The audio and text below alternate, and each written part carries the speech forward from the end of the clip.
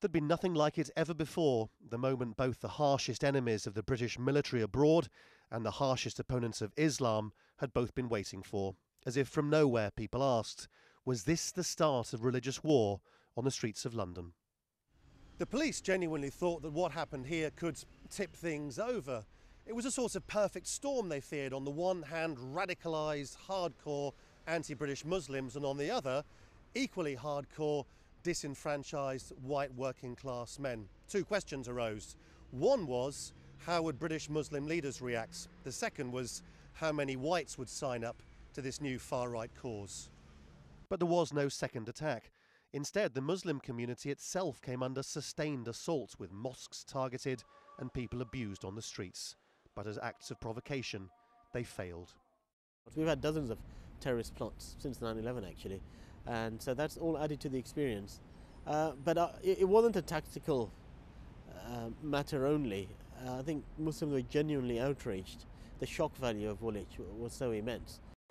It became the view of the political elite that this widespread dignity by the Muslim community stopped a cycle of violence and undermined the aims of the Woolwich attackers.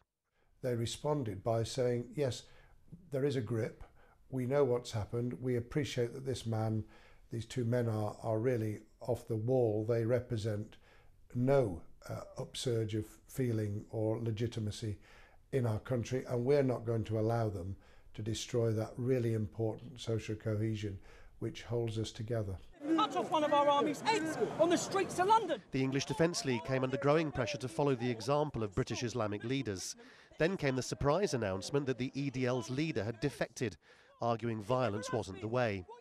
Now he remains unrepentant in his view that Islam needs to reform, but he also believes the Woolwich attackers completely failed to understand the national mood around British imperialism. I had this conversation with some Muslims the other day in town. They said, yeah, but you support your troops.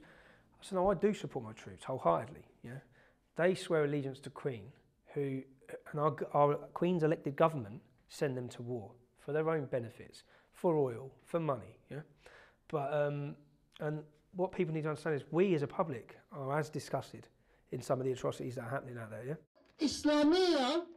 Al Jazeera obtained this footage of a meeting in London attended by Michael Adebolajo, in which the talk is of the need for Sharia law in the UK and where people who question it are surrounded and attacked. No doubt those influences are still there, but the medium-term lesson from the murder of Lee Rigby is that so far they've failed to stick. Lawrence Lee, Al Jazeera, London.